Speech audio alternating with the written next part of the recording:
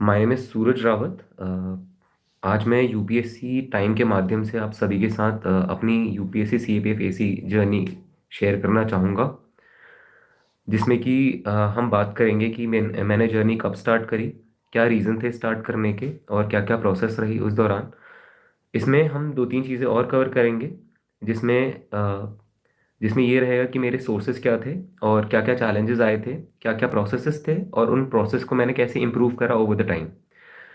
साथ ही साथ कुछ एस्पिरेंट्स के क्वेश्चन हैं जो ग्रुप में भेजे गए थे, उनको मैं सबसे पहले रेफ़र करूँगा। उसके बाद मैं आपसे गुज़ारिश करूँगा कि अगर जो जो भी आपके डाउट्स हैं, आप अपने अपने डाउट्स को कमेंट सेक्शन में डालिए और मैं उसका आंसर करूँगा। तो शुरुआत करते हैं जैसे कि और हाँ, अगर आप मुझसे डायरेक्टली कॉन्टैक्ट करना चाहते हैं तो मेरा जो इंस्टाग्राम आईडी है उसका लिंक आपको नीचे कैप्शन में मिल जाएगा, यूआरएल में। तो जैसा कि आप जानते हैं मेरा नाम सूरज रावत है। मैं हल्द्वानी उत्तराखंड से बिलॉन्ग करता हूँ। मैंने अपनी graduation hospitality and hotel administration Gwalior से की है, जिसको कि आम भाषा में होटल मैनेजमेंट कहते हैं। मैं इस पे इतना एम्फेसिस इसलिए डाल रहा हूँ क्योंकि बहुत से बच्चे जो होटल मैनेजमेंट के होते हैं वो घबरा जाते हैं कि वो उनका मेन स्ट्रीम है नहीं। तो एट दिस पॉइंट मैं ये बताना चाहूँगा कि आपके पास सिंपल ग्रेजुएशन होनी चाहिए so as to ensure you write this exam. दूसरी बात, पेशे से मैं प्रोफेशनल शेफ़ हूँ जिसने कि स्विच लिया है इस करियर में, जहाँ पे मुझे सर्विस सेक्टर से एसोसिएशन कुछ चाहिए था, but what's better than serving the nation, तो मैंने इसको चूज़ किया। अब आते हैं कुछ क्वेश्चंस के ऊपर। इसका जो जर्नी थी जो मैंने एक्चुअली स्टार्ट करी, ये मैंने 2021 के अक्टूबर से स्टार्ट करी, जहाँ पे मैंने प्लान किया था कि मैं इसको स्टार्ट करूँगा। इसके पीछे रीज़न ये था, कोविड-19 सेकेंड वेव के दौरान जो मिड 2021 में हुआ था, मैं एक ले ऑफ का पार्ट था जहाँ पे मुझे भी कंपनी से निकाल दिया गया था। तो मुझे करियर ऑप्शन चूज़ करना था जहाँ पे मुझे सर्विस सेक्टर से एसोसिएटेड कुछ चीज़ चाहिए थी। तो मैंने डिसाइड किया what's better than serving the nation, so I went for defence and central arm police forces और यूपीएससी सीएपीएफ एसी एग्जाम। उस दौरान फिर मैंने अपना प्लान चार्ट आउट करा 2021 के अक्टूबर से। 2-3 महीने लगे मुझे फिगर आउट करने में कि क्या-क्या सिलेबस है, क्या-क्या पैटर्न आने वाला है। उसके बाद मैंने अपने 2022 में अपना सीडीएस का अटेम्प्ट दिया था, उस यूपीएससी सीडीएस का अटेम्प्ट दिया था। उसके बाद 2022 का यूपीएससी सीएपीएफ पीएफ एसी का अटेम्प्ट मैं नहीं दे पाया था due to some health issues, but 2023 का मैंने अटेम्प्ट दिया, फॉर्चुनेटली मेरा उसमें हो गया। अ, इस सक्सेस का क्रेडिट मैं अपने पेरेंट्स को देना चाहूँगा, मेरी बहनों को देना चाहूँगा और मेरे कज़न सिस्टर्स और ब्रदर्स को देना चाहूँगा, हू वर माय कांस्टेंट सपोर्ट। और मेरे दोस्तों को देना चाहूँगा जो मेरे घर के पास रहते थे और कुछ जो मेरे स्टेट में भी नहीं थे लेकिन मेरे पॉइंट ऑफ कॉन्टैक्ट में थे, जहाँ पे उन्होंने मुझे एक रियलिटी चेक दिया अपनी लाइफ के बारे में। और साथ ही कुछ ऐसे दोस्त भी इस प्रिपरेशन के दौरान बने जो कि मुझे सलाह देते रहे, खुद की लाइफ में इतनी परेशानी होने के बावजूद वो भी अपना समय निकालते थे मेरे लिए। इस पेपर में, इस प्रोसेस में, ये जो एग्ज़ाम है इसमें 3 प्रोसेस रहती है। एक पेपर 1 होता है जो कि एमसीक्यू टाइप होता है जिसमें 125 क्वेश्चंस आते हैं, और एक पेपर 2 होता है जो कि ऐसे होता है जिसमें आपको आंसर राइटिंग करनी होती है। और उसके बाद होता है physical medical, that is qualifying in nature, and the fourth one that is very crucial, that is interview. तो आपके जो मेरिट लिस्ट बनती है वो 3 चीज़ों से बनती है, पेपर 1, पेपर 2 और इंटरव्यू के। पेपर 2 200 मार्क्स का होता है, पेपर 1 250 का होता है। पेपर 1 250 का होता है, पेपर 2 200 मार्क्स का होता है और इंटरव्यू 150 मार्क्स का होता है। सो कलेक्टिव एग्रीगेट बनता है आपका 600 मार्क्स का, जिसमें से आपको एक थ्रेशोल्ड जो कट ऑफ होती है वो अगर आपने क्लियर कर दी then you are in the merit, final merit list. तो ये तो था आपका पेपर 1 और पेपर 2 के बारे में कि क्या क्या चीज़ें थी। और पेपर 1 की तैयारी के लिए मैंने स्टैंडर्ड सोर्सेज का ही यूज़ करा जो कि आपने बहुत जगह सुना होगा, है ना। वही Laxmikanth, Spectrum, modern history, NCERTs को रेफर किया था। साइंस के लिए भी मैंने 11th-12th एनसीईआरटी, 9th-10th की एनसीईआरटी, मैथ्स के लिए R S Sharma I referred, and current affairs I went for, आप कोई भी मंथली मैगजीन उठा सकते हैं वैसे, but I personally prefer Vision IAS की magazine because it is quite holistic. उसमें होलिस्टिकली कवर किया जाता है, आपके एसेस का कंटेंट भी मिल जाता है, उसमें डेटा बैक भी अच्छा है। तो मैंने उसको उसको अपने कंसिडरेशन में लिया था। साथ ही आप प्रतियोगिता दर्पण भी यूज़ कर सकते हैं, क्योंकि मैंने उसको भी एज अ कंसिडरेशन लिया था, कुछ मैंने बुक्स ली थी। बाकी आप कोई भी मंथली वन लाइनर मैगजीन्स आती हैं उनको रेफर कर सकते हैं पेपर वन के लिए। पेपर टू के लिए आपको एज सच प्रैक्टिस करनी पड़ेगी, that is quite an important thing. उसमें आपको कुछ चीज़ें करनी पड़ेंगी, जैसे कि जो मैं सोचता हूँ, जब मैं जो मेरे मेंटोर्स ने गाइड किया था मुझे, उन्होंने बोला था कि आप पेपर वन और पेपर टू को साथ में लेके चलिए, और ये लॉन्ग टर्म स्ट्रैटेजी और ये फ्यूचर में भी सेम काम करेगी। इसका मतलब क्या है? आप पेपर वन के जो फैक्ट्स हैं आप उसको पेपर वन के जो सब नॉलेज है आप उसको पेपर टू में भी यूज़ कर सकते हैं। फॉर एग्जांपल, हमें पेपर टू में कुछ स्टैंडर्ड टॉपिक्स पता रहते हैं, जैसे कि वुमेन से रिलेटेड, हेल्थ से रिलेटेड, टेक्नोलॉजी, पॉलिटिकल साइंस से रिलेटेड हो गया, इकोनॉमी से रिलेटेड हो गया, आजकल वॉर्स चल रही हैं उनके बारे में हो गया, और एजुकेशन हो गया।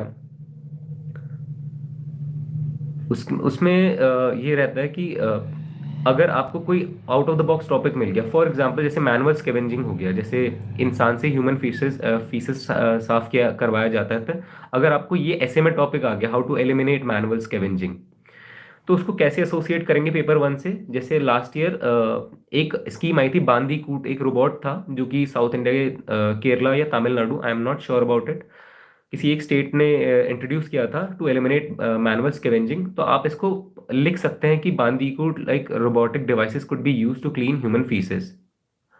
तो ये आपका बताएगा कि आप करंट अफेयर से बहुत परिचित हैं, और साथ ही आप उसको यूज भी कर रहे हैं अपने आंसर राइटिंग में। ये हो गया पेपर टू के बारे में कि आप कैसे यूज़ कर सकते हैं।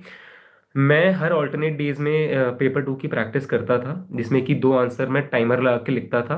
बट ओवर द टाइम, जैसे जैसे एग्जाम क्लोज आता है, तो आप फुल लेंथ टेस्ट लगाते रहिए, ताकि आपको पता लगे कि आप पूरा पेपर कंप्लीट कर पा रहे हैं या नहीं कर पा रहे हैं।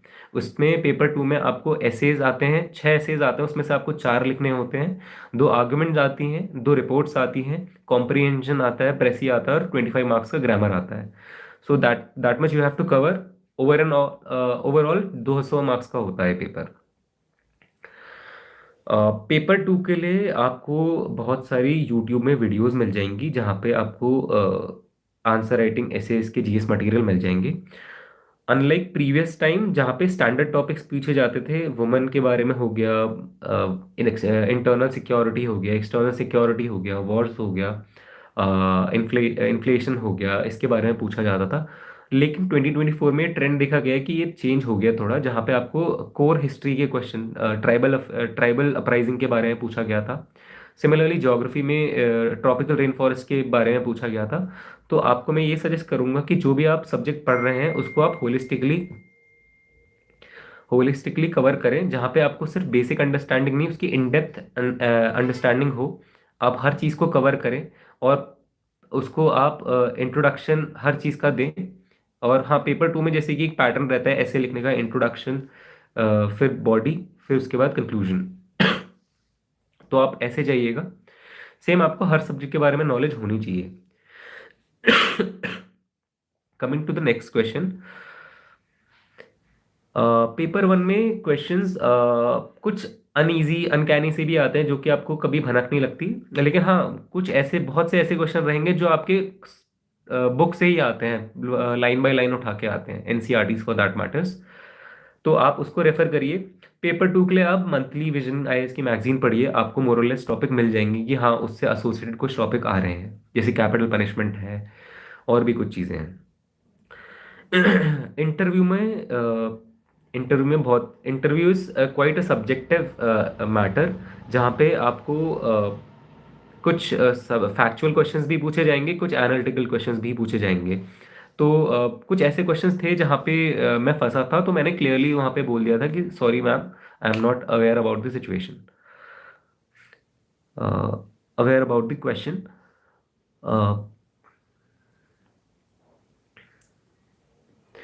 और एक क्वेश्चन आया कि यूपीएससी में प्रीवियस ईयर क्वेश्चन कितने इंपॉर्टेंट है। यूपीएससी में प्रीवियस ईयर क्वेश्चन बहुत ज़्यादा इंपॉर्टेंट है। इसका मैं एक आपको एग्जांपल बता देता हूँ।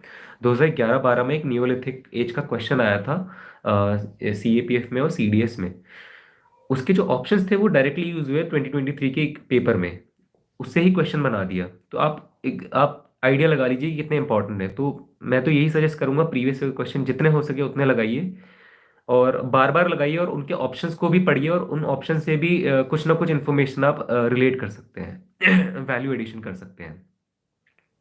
Sorry for my bad throat, क्योंकि मुझे कफ है। प्रीवियस ईयर क्वेश्चन को एनालाइज कैसे करें? आप पहले ट्रेंड देखिए कि कौन कौन से टॉपिक से आपके ज़्यादा क्वेश्चन आ रहे हैं। जैसे 2022 में मॉडर्न के कम क्वेश्चन थे, एंशियंट वगैरह के ज़्यादा थे। सेम गोज विद 2023, जहाँ पे मॉडर्न के कम थे और एंशियंट मेडिवल के बहुत ज़्यादा थे। आप ऐसे एनालाइज करिए, और सबसे एनालाइज करने का सबसे अच्छा तरीका है, अगर आपको सिलेबस पता है तो आप उस सिलेबस के अकॉर्डिंग अपने आप को अपने सब्जेक्ट को क्वांटिफाई कर पाएंगे कि हाँ ये स्ट्रांग है, ये नहीं है। जो स्ट्रांग सब्जेक्ट होगा आप उसको उतना ही टाइम देंगे जितना जरूरी है, जो वीक है उनको ज्यादा एम्फेसाइज करेंगे, क्योंकि आपको होलिस्टिकली अच्छा स्कोर करना है। PYQ से क्वेश्चन थीम सारी रिपीट, ऑलमोस्ट बहुत बार होता है कि रिपीट होती है।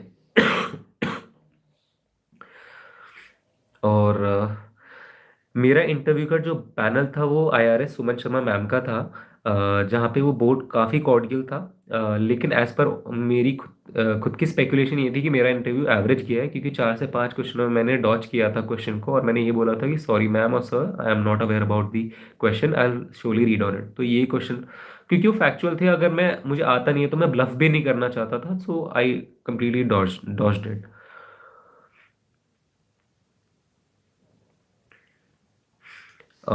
जैसे पेपर 1 और पेपर 2 में तो 250 और 200 नंबर का मैंने बता दिया, वो टोटली डिपेंड करता है कि आप कैसे परफॉर्म कर रहे हैं, आपने कितना पढ़ा है।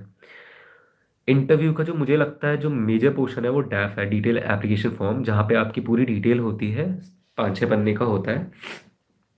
मैं हमेशा से सबकी गाइडेंस लेता हूँ इस चीज़ में कि आप डैफ को बड़े ही इत्मीनान से भरिए, जल्दीबाजी मत करिए, और जो चीज़ आपने ज़िंदगी में की है, for example hobbies, achievement, sports में पार्टिसिपेशन, कोई कल्चरल इवेंट में पार्टिसिपेशन, एक्स्ट्रा करिकुलर एक्टिविटीज़ में पार्टिसिपेंट, उन्हीं को मेंशन करिए जो रेलिवेंट है। बहुत बार होता है कि हम बहुत सारी इवेंट्स में पार्टिसिपेट करते हैं, बट वी वो हार्ट एंड सोल से पार्टिसिपेट नहीं करते, तो हमारी मेमोरी में नहीं रहता उतने क्लियरली, तो उनको मत मेंशन करिए, और 2-3 ही लिखिए। हॉबीज का मैं इसलिए कह रहा हूँ कि आप देख परख के मेंशन करिए, क्योंकि बहुत बार हॉबीज से क्वेश्चन ऐसे आते हैं कि उसकी इन डेप्थ एनालिसिस होती है। One of my fellow aspirant, जिनका इंटरव्यू हुआ था, ही रोड की उसको कार ड्राइविंग उसकी हॉबी है। सो इट बीन आस्क्ड कि आप कौन सी कार चलाते हैं, सर्विसिंग करवाते हैं तो कौन सा ऑयल होता है, और कितनी सर्विसिंग की कॉस्ट आती है, इससे सब डिटेल में पूछा, जस्ट टू नो कि इसने ब्लफ तो नहीं किया है डैफ में। क्योंकि बहुत बार अगर आप सिर्फ फैंसी दिखने के लिए कि अच्छा लगेगा, अच्छे नंबर मिलेंगे, और आप डैफ में अपनी हॉबी अच्छी डाल देंगे, it won't be a benefit at all. तो लिमिटेड चीज़ें लिखिए जो आपने करी है। क्रिकेट या स्पोर्ट नहीं खेला है तो मत डालिए, इसमें कोई बड़ी बात नहीं है, मैंने भी नहीं खेला था तो ज़रूरी नहीं है। ठीक है। हम्म, एक क्वेश्चन ये है कि इंटरव्यू के लिए पर्सनालिटी कैसे डेवलप करें। पर्सनालिटी एक दिन में नहीं चेंज होगी, it's an overall process. It will take you time to change your personality at time. आपको कुछ चीज़ें अपने में इम्प्रूव करनी पड़ेंगी, आपको कुछ चीज़ें फिल्टर आउट करनी पड़ेगी, आपको पता करना पड़ेगा कि आपके शॉर्टकमिंग्स क्या है। उसके लिए क्या कर सकते हैं आप, जो मुझे लगता है मैंने किया था इंटरव्यू में, जो मुझे मेजर प्रॉब्लम लगी थी अपने में, या बहुत से एस्पिरेंट्स के साथ होती है। आपको क्वेश्चन पता रहता है, आपको आंसर भी पता है, बट उसको आप आर्टिकुलेट सही नहीं कर पाते, या सही शब्दों का चयन करके उसको व्यक्त नहीं कर पाते। उसके लिए आप क्या, sorry for the bad connection, उसके लिए आप क्या कर सकते हैं, अपनी आर्टिकुलेशन को और इम्प्रूव करने के लिए आप आप फ्रंट कैमरा का यूज़ कर सकते हैं, अपने डेली अपने आंसर्स को रिकॉर्ड करिए कि आप कैसे बोल रहे हैं, कैसे बात कर रहे हैं, आई कांटेक्ट मेंटेन कर रहे हैं नहीं कर रहे हैं, या मिरर के सामने ये सब कर सकते हैं। बाकी अपने फेलो मेट्स के साथ आप प्रैक्टिस करिए, कुछ ऐसे क्वेश्चन उनसे बोलिए कि आपको क्या लगता है मेरे डैफ से क्या क्वेश्चन पूछे जा सकते हैं। और डैफ की एक खास बात है, डैफ में आप कोई भी चीज़ मेंशन कर रहे हैं, फॉर एग्जाम्पल जैसे मैंने नैनीताल, हल्द्वानी नैनीताल उत्तराखंड से बिलोंग करता हूँ, तो हल्द्वानी में क्या क्या घटना घटी है उस 6 महीने के दौरान, आप उनको पेन डाउन कर लीजिए अपने डैफ में ही कहीं पे, क्योंकि वो क्वेश्चन ऑब्वियसली पूछा जाएगा। जैसे मुझसे मेरे इंटरव्यू में नैनीताल हाईकोर्ट के शिफ्ट के ट्रांसफर के बारे में पूछा गया था कि इंटायर इवेंट में क्या क्या चीज़ें हैं, क्या क्या प्रॉस्पेक्ट्स हैं, क्या क्या पॉसिबल प्लेसेस हैं जो कि गवर्नमेंट चेक कर रही है। तो आप इन सब चीज़ों को कंसिडर करिए कि अगर आप देश के किसी भी कोने में हैं, तो उससे एसोसिएटेड वहाँ के रिवर, टेरेन, टोपोग्राफी क्या है आपको पता होनी चाहिए। वहाँ के क्या क्या पॉपुलर प्लेसेस हैं टूरिज्म के, क्या क्या उनकी करंट न्यूज़ है, वो सब आपको पता होनी चाहिए। तो ताकि आपसे कोई भी क्वेश्चन अगर उसके अराउंड पूछा जाए, आप ब्लैंक ना बैठे।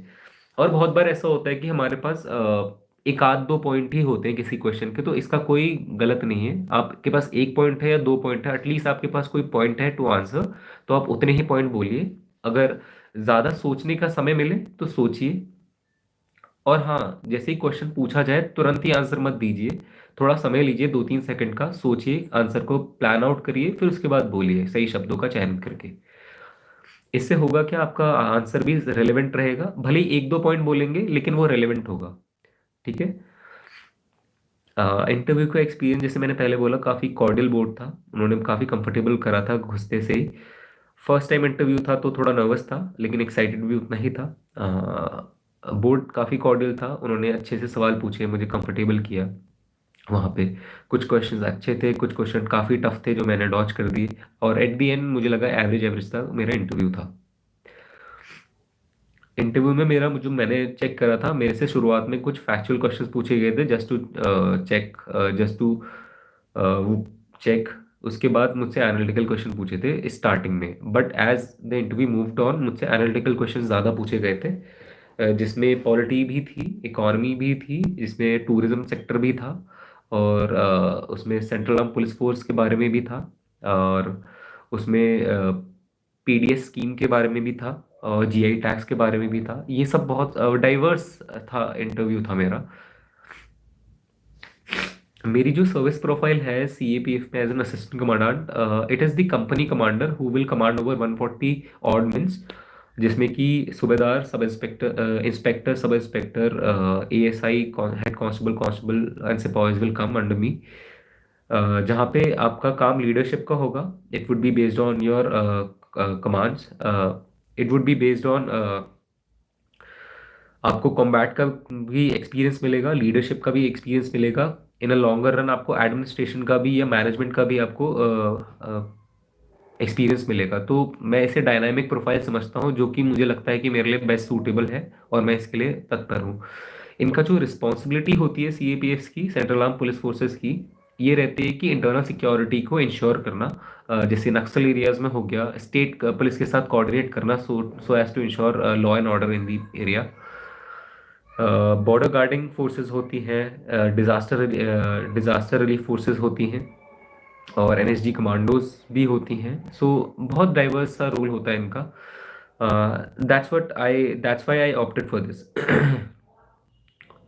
और ऐसा भी देखा जाता है कि एक क्वेश्चन है कि सब सेम सोर्स लेते हैं, लेकिन उनमें कुछ चेंजेस, मतलब वो खुद को दूसरे से अलग क्या करें। मैं बस यही बोलना चाहूँगा कि सोर्सेज भले ही सेम है, लेकिन what stand out to everyone, सच ज़्यादातर लोग मेरे से हामी भरेंगे, रिवीजन मैटर करता है, और आप कितनी प्रैक्टिस कर रहे हैं वो मैटर करता है एट दी एंड। अगर आपका रिवीजन अच्छा है तो आपको चीज़ें लॉन्गर रन में याद रहेंगी, और उतना ही आप यूटिलाइज कर पाएंगे उसे। अगर मुझे यूपीएससी देने का मौका मिला तो क्या गलती नहीं करना चाहूँगा, पहले मैं अपने डिस्ट्रैक्शन को फिल्टर आउट करना चाहूँगा। कुछ चीज़ें ऐसी होती है जो आपका सेल्फ एस्टीम लो करती हैं, it could be a person, it could be some things और इवेंट। तो उसको मैं एलिमिनेट करना चाहूँगा और इग्नोर करके आगे बढ़ना चाहूँगा, और अपनी चीज़ों में फोकस करना चाहूँगा, और अपनी हेल्थ को प्रायोरिटाइज करूँगा, क्योंकि मेरी हेल्थ की वजह से ही मैं अपना पहला अटेम्प्ट नहीं दे पाया था। रही बात और हाँ, मैं इसमें ये भी बोलना चाहूँगा कि मैं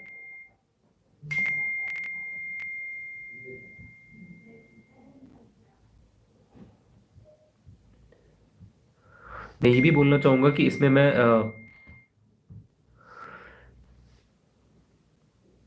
इसमें हम सोशल मीडिया का यूज़ भी कर सकते हैं। जैसे मैं पीआईबी की वेबसाइट का यूज़ करता था, मिनिस्ट्री ऑफ एक्सटर्नल अफेयर्स की वेबसाइट का यूज़ करता था, नासकॉम की वेबसाइट का यूज़ करता था। तो आप भी यूज़ कर सकते हैं। मैंने लिमिटेड यूज़ करा था, आप अच्छे से यूटिलाइज कर सकते हैं। आजकल के टाइम पे चैट जीपीटी भी आ गया है, you can utilize that as well.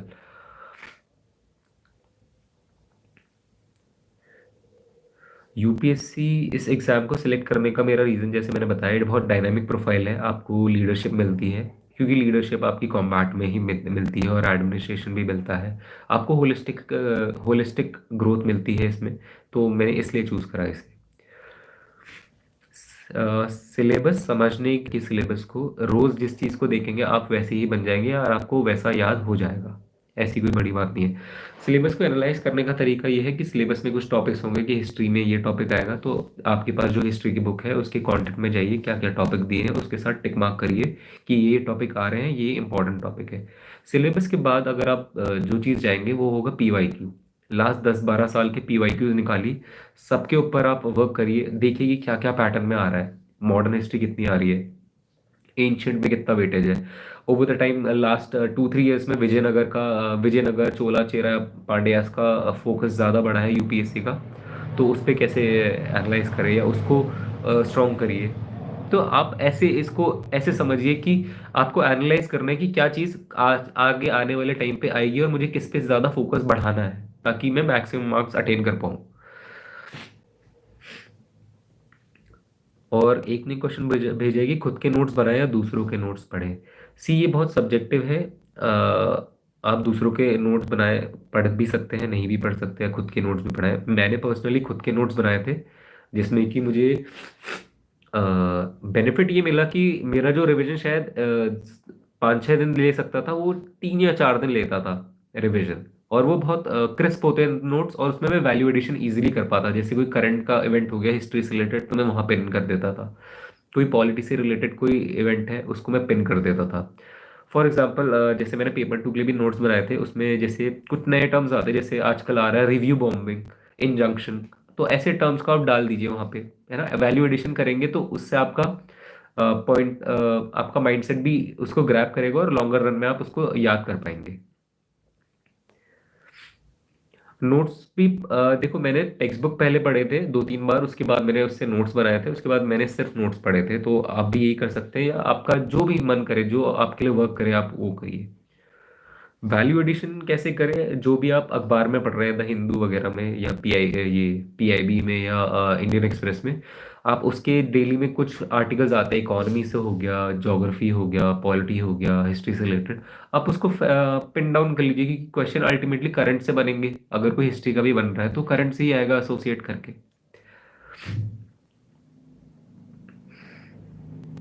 NCERT पढ़ने का तरीका है ये, 2-3 रीडिंग लगाइए शुरुआत में बिना मार्क किए, उसके बाद पहले समझिए कि कोर क्या है, कहानी जैसे पढ़िए, उसके बाद आप उसके नोट्स बनाइए, उसको हाईलाइट करिए, उसके बाद आप नोट्स बनाइए, ताकि वो क्रिस्प रहे, आप उसको अंडरस्टैंड कर पाए।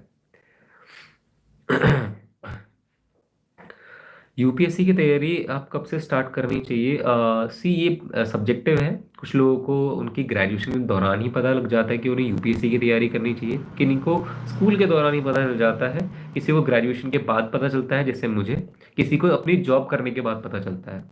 तो ये टोटली डिपेंड करता है आप पे कि आपको कब से स्टार्ट करनी चाहिए। लेकिन हाँ, never only dream about it, क्योंकि आपको सपने देख के ही नहीं बना जाएगा, उसके लिए आपको काम भी करना पड़ेगा।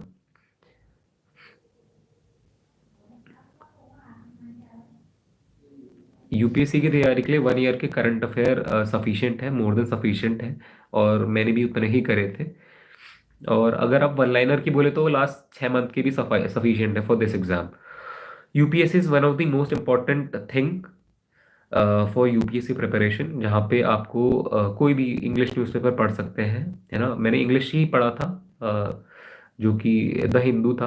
और लेकिन इंटरव्यू के दौरान मैंने 2 न्यूज़पेपर पढ़े थे, the Hindu and the Indian express.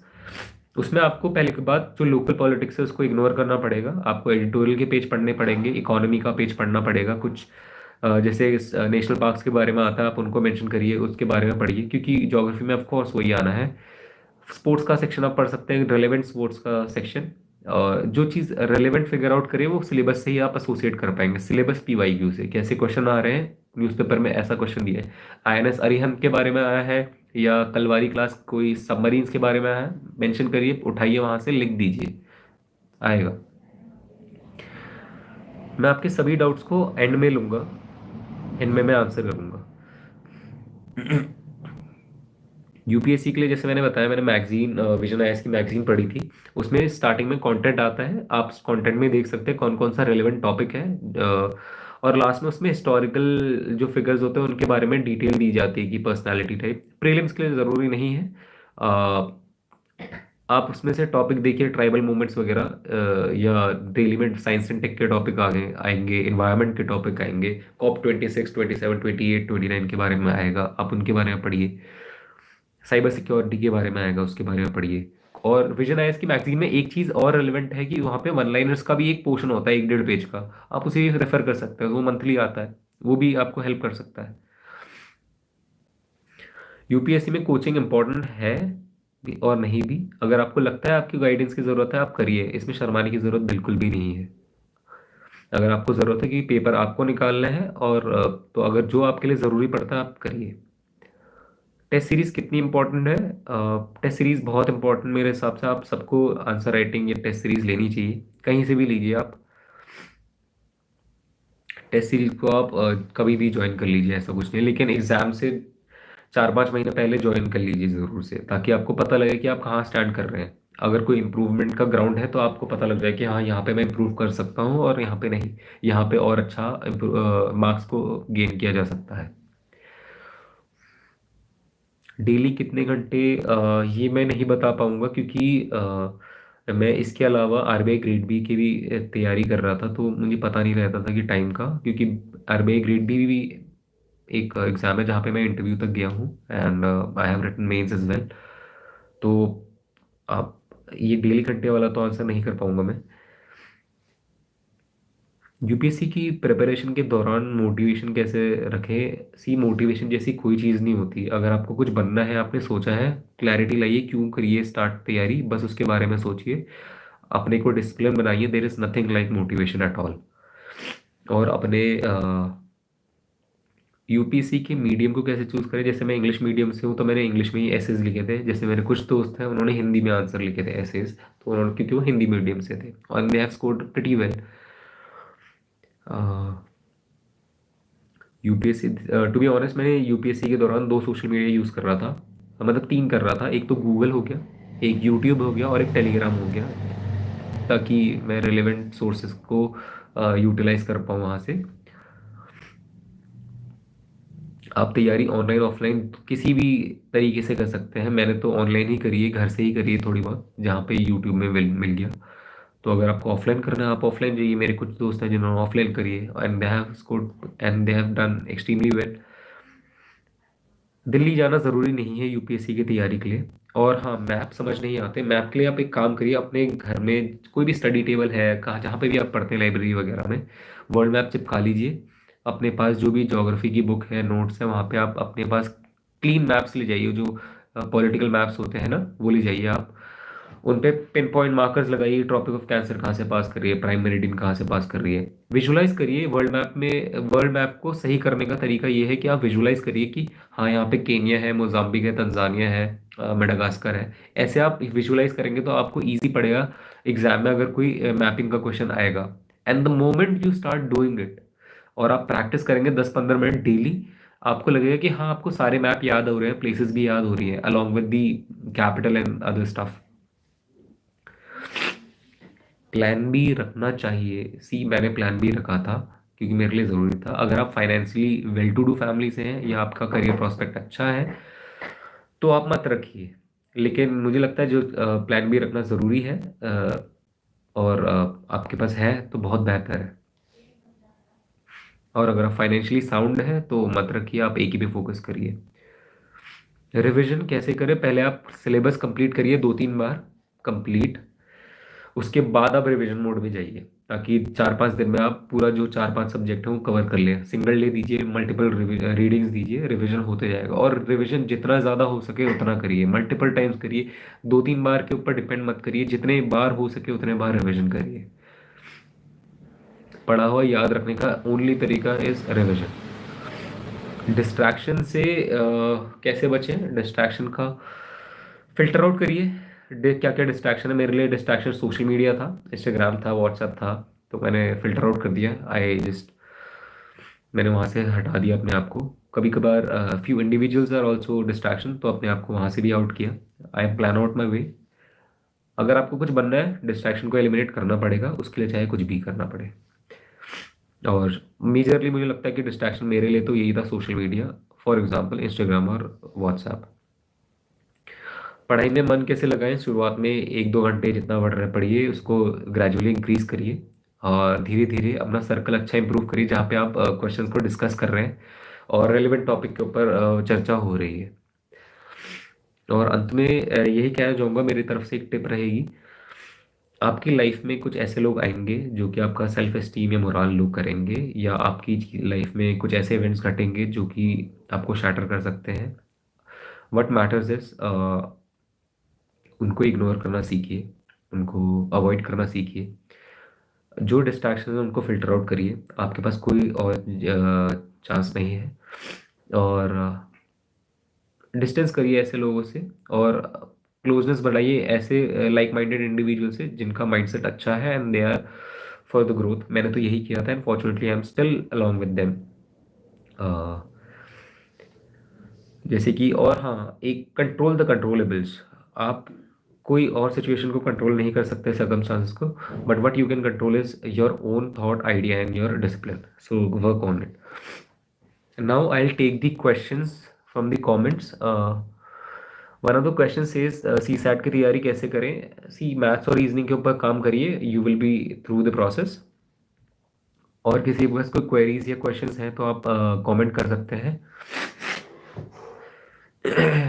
मेरा मेरा फोर्सेस प्रेफरेंस था SSB, ITBP, CRPF, BSF and CISF. Notes कैसे बनाए? नोट्स यार, नोट्स आपके खुद के वर्ड्स में होने चाहिए, है ना। जैसे मेरे नोट्स मुझे ही समझ में आते हैं, किसी तीसरे व्यक्ति को समझ में ही नहीं आएंगे, क्योंकि राइटिंग भी थोड़ी उतनी अच्छी नहीं है। तो और उसमें वैल्यू एडिशन करते रहिए। आपके कोई परफेक्ट नोट्स नहीं होते, आप यू कीप ऑन इंक्रीजिंग। आप मुझे कांटेक्ट कर सकते हैं टेलीग्राम में, इंस्टाग्राम में कर लीजिए, टेलीग्राम में आपको लिंक शेयर कर देंगे सर। ये यूपीएससी टाइम वाले आपको लिंक शेयर कर देंगे इंस्टाग्राम और टेलीग्राम का, you can contact me there. और बाकी अगर नहीं होता तो आप मेरे कोरा के पेज में भी आ सकते हैं, मुझे फीड में आप कमेंट कर सकते हैं। Any more question you are having, you can ask me.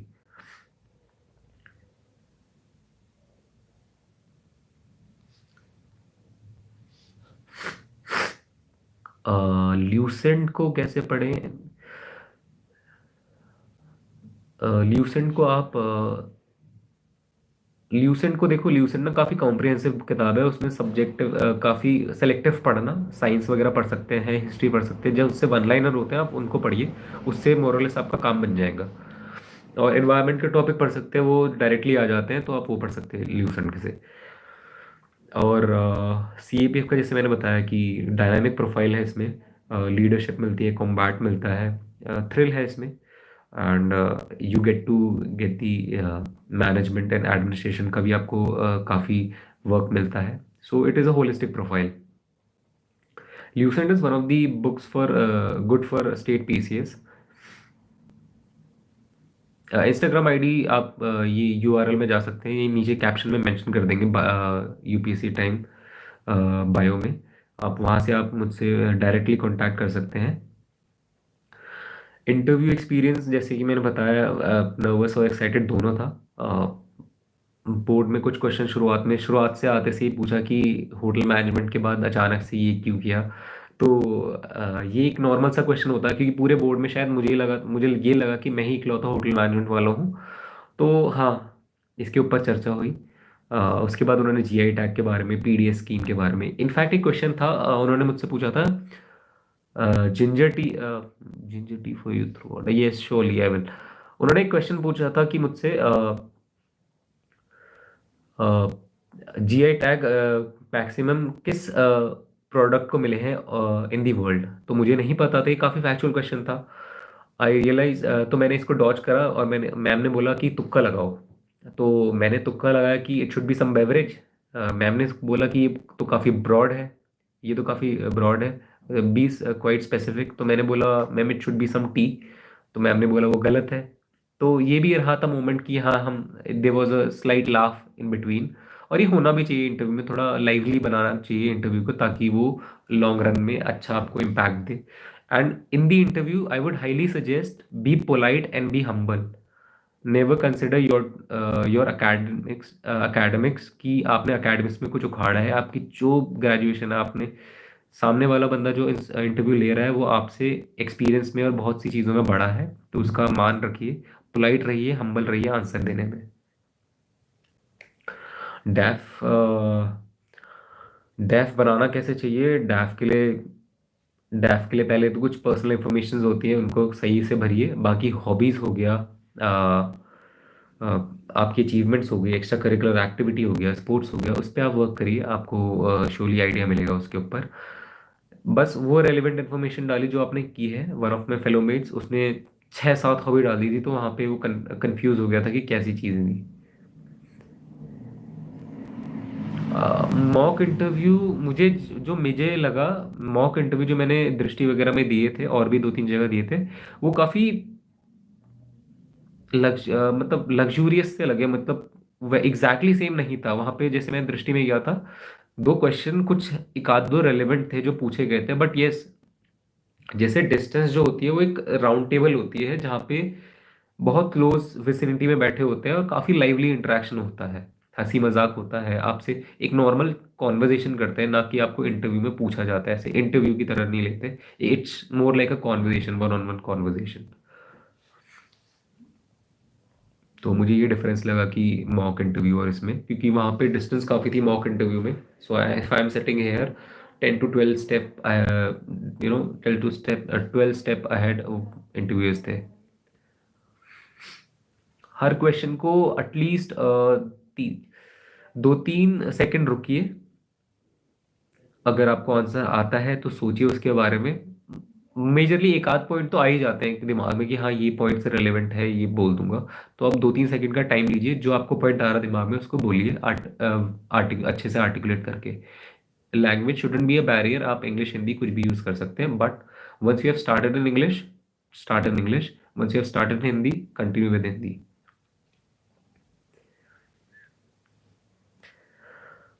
I hope that's all for today, and you have been a wonderful audience. Thank you so much for joining in, and like, share, subscribe to UPSC Time. They are doing a wonderful job. आप notes बना भी सकते हैं, नहीं भी बना सकते। Study में कंसिस्टेंसी डिसिप्लिन से ही आएगी, आप रेगुलर प्रैक्टिस करिए तभी आएगी। Once again, thank you so much, UPSC Time, for bringing me here, and follow UPSC time. आप ऐसी वीडियोस देखते रहिए ताकि आपको और क्लैरिटी मिले टॉपर से, जिन्होंने यूपीएससी के एग्ज़ाम्स निकाले हैं। अ, इसमें आपको, क्योंकि मैंने खुद ने टॉपर्स टॉक देखी थी जहाँ पे मुझे कुछ गाइडेंस मिली थी और उसी को मैंने फॉलो किया लॉन्गर रन में।